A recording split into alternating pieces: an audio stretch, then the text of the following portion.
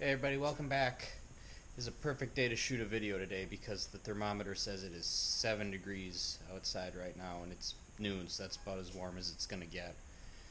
So, perfect day for splitting wood too. So in between splitting wood, I'm gonna make this video since I can only be out there for like 10 minutes. Not that any of that matters though. Today we're gonna be talking about the D17 Series 4 project that I mentioned before. Here we go. You are looking at part project tractor, part tool storage currently, and part storage. It's a work in progress, what can I say? Anyway, this is a 63, if I remember right, D17 Series 4. I picked it up from a barn fire from a gentleman a few towns over. And the point of this video today is I'm just going to get everybody caught up with the project because I've been working on it for almost exactly a year now. This is what a year of progress looks like. When other stuff gets in the way, we'll get to that later. But we'll get everybody caught up, and I'm going to try and make update videos more regularly as we go along. So here's the story of this tractor.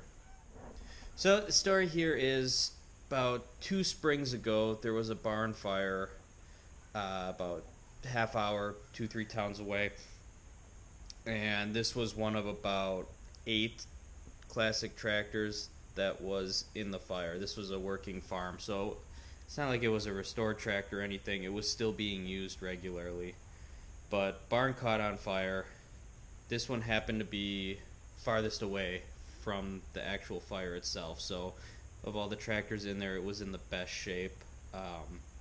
There was an Allis 200 in there that I really would have liked to bought, but it was the closest to the fire, and that guy was toasted, just no aluminum left on it. Everything that wasn't steel or iron was just melted off completely. So I saw this thing on Craigslist, contacted the owner, and went out there in the spring of, let's see, that'd be 23. Went out there in the spring of 23 and tried to make a deal with him for it, and we just couldn't come to a price. He wanted more money for it. He probably could have gotten what he wanted for it if he waited long enough, but long story short, I thought that was done and over with. So as I begin work modifying the Series 1 to fit that loader and make the hydraulics better, I, out of nowhere, got a text from the owner of this D17. This is in the fall of 23, and he's like, hey, I don't want to work on this tractor anymore. I've been trying to get it running. I did get it running, but I don't have the energy in me to finish this project. It still needs hydraulics, electrical, lots of paint, all that stuff. Are you still interested? I figured since he got it running, he was going to want more money for it. So I asked him how much he wanted, and he actually wound up coming back with the same price I had offered him in spring. And we made a deal. And that's when this happened. Got on my trailer, followed me home. And that was when this saga began. So, coming up after that, it sat from about the beginning of November until January.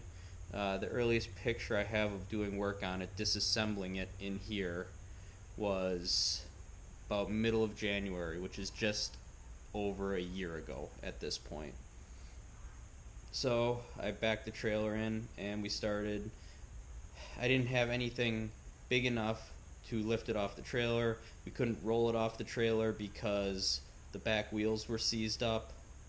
I shouldn't say that. One of the back wheels was seized up, so it would have done some damage to my trailer and the floor if we tried that. When we loaded it on, we used skid loaders, so it wasn't too big of a deal. But I didn't have anything here to unload it with other than my crane, and my crane can only pick up about 1,500 pounds, so we had to do it piece by piece.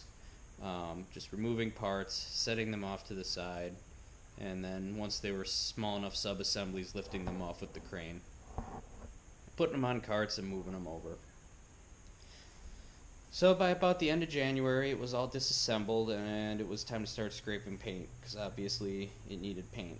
That was going to be the biggest part of this project. And for the most part, it's done at this point. We still have a couple of batches to do yet. including the last of the body panels, all the cream, and the loader. In fact, as I film this video, I am one rim and one wheel weight away from being done with scraping the paint for the cream, and we can go have at that. So, right behind me where the tractor sits now, I made a paint booth using plastic and the rails of my garage door, and on the other garage door I made a scraping booth just to keep the dust in there. So we had a dirty booth, clean booth. And I scraped paint for probably all of the rest of January and February on the torque tube, the axles, all the main castings, and the engine. Then I had to do a bunch of parts runs up to A&W, spent the bulk of the budget so far, if not on paint, on those 2 parts runs, because we had to redo all of the bearings and seals in the transmission. Gears were still good. And we had to redo all of the bearings and seals in the rear axles and final drives because, like I said, they were locked up. And what it wound up being was there was not a lot of oil in there, so it burnt, it got crudded up, and the bearings seized because of all that carbony crud from the fire in there. So once all that stuff got rebuilt, cleaned up, I want to say it was about late April when I did my first round of paint.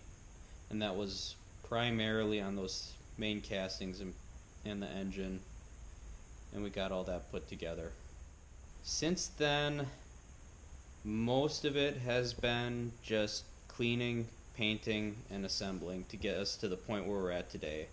I'd say, if I remember, I've done about 4 main batches of orange paint and some smaller batches just with rattle can on things like nuts and bolt heads, smaller, less important pieces that are less visible but still need paint on them. And a couple more parts runs to A&W and DJ's and Agco to get things like mufflers, air filters. All the electrics had to be redone. There were some parts I salvaged off of the Series 1 because we're not going to be using that anytime soon. There's also been a fair amount of fabrication, like making these nice bronze alloy nuts for the manifold that I like to do on all my tractors. Rebuilding hydraulic components like the pumps, and a lot of just that usual that you get when you're rebuilding a tractor, especially when you're rebuilding one that was in as bad a shape as this. And like I mentioned before, he did say it ran, and I did see it, but he only ran it briefly because there was a lot of leaks in the coolant system from the radiator. All the solder had melted out. However, all the gaskets for the engine oil were good. It held compression, so the head gasket was good. We weren't getting any coolant and oil mix when I did add fluids to it, and the pan gasket even is not leaking, so that's all good. So what happens next? As I mentioned before, next thing's going to be getting all the cream colored parts painted and on the tractor, and that leaves us with the last major things to do. We have one or two more batches of orange paint depending on how I break it up. We have to do the whole 3-point hitch, the hydraulics for that, the loader has to get painted yet,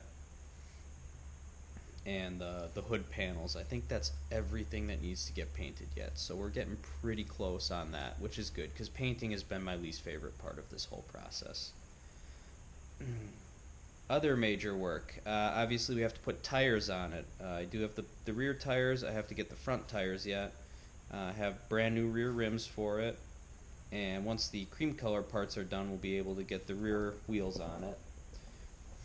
Front wheels have a little bit more going on for them. So the front left side, as you can see in this picture, was damaged and welded at some point, but they didn't weld it very straight because there's about a 1/4 inch shift on it, so the bushing doesn't fit.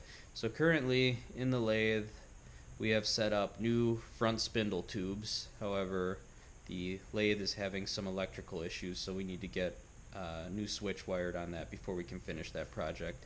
And then cut the old spindle tubes that are bent off and put the new ones on, as well as the new stops. We have to make new stops for the spindles so they don't over travel.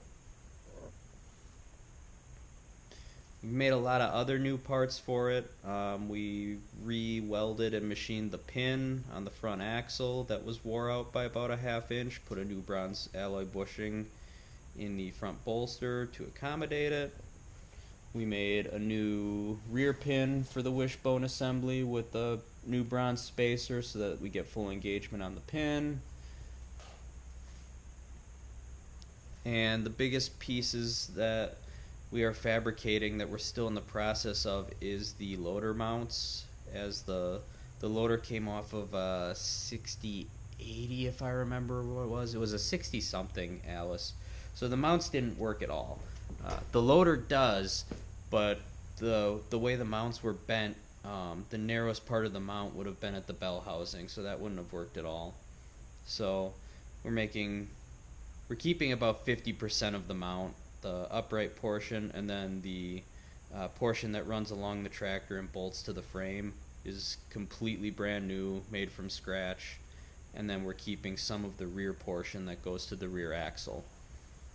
And part of the reason for that is this tractor's already had a Westendorf loader on it, which did not have connectors to the rear axle, and the previous owner actually broke one of the frame rails.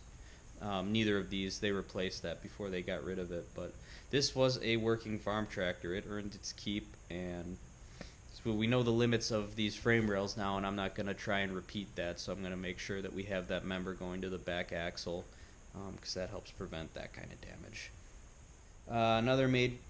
Probably the most major thing that has to be done yet is finishing the hydraulic system up. The valves are rebuilt. I do need to do a little tweak on the main valve body. We're plumbing it in with an extra joystick valve for the loader, so we're coming up with all the routing and extra plumbing for that. And we're putting a third function on the loader for grapple and whatnot. So we have to add in the plumbing for that, because the way I'm doing that is I added a diverter valve on one of the original hydraulic valves, so I can switch between one of the two rear remotes and the front remote. So that's probably where the most money's got to be spent yet, is getting the hydraulics done. We need to order a lot of hoses because both the tractor and the loader were in a fire, so all the hoses are pretty much bad. We do have some of the hoses on it right now, but that's a work in progress.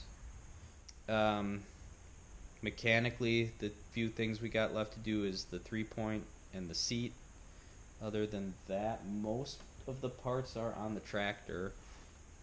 Second biggest thing left to do is finishing up the electrical. Currently on the tractor is just enough components to get it started so we can test run the engine and make sure it's still good, because we didn't do a whole lot to it. We did fix some seals and some stuff on the timing side. The previous owner already added electronic ignition to it when he was working on it, and a new distributor. So most of the electrical that we have left to do revolves around the lights. And in that same area we have to put the new gauges in it. The only gauge I put on it so far was the amp gauge, and that was so that I could finish up that end of the wiring. Timeline. I wanted to be done with this tractor around about July. That's come and gone. Realistically, we're looking at this July probably. Maybe sooner. We'll see how it goes. Kind of depends on a few other things I got going on right now. But hopefully this tractor will be done in time to use it for maybe not first crop but second crop hay when we got to move round bales. And if we do the same deal with the horse farm on the other side of town again this year, we really need this tractor so I don't have to borrow the neighbor's skid loader for that again, because that was a gigantic show. Anyways, guys, that's the story of the new D17 so far. I was hoping that the Series 1 would have held out until this project was done, but those stars just didn't align, so I decided it was better to put the time and money into this machine and just suffer without a loader tractor in the meantime.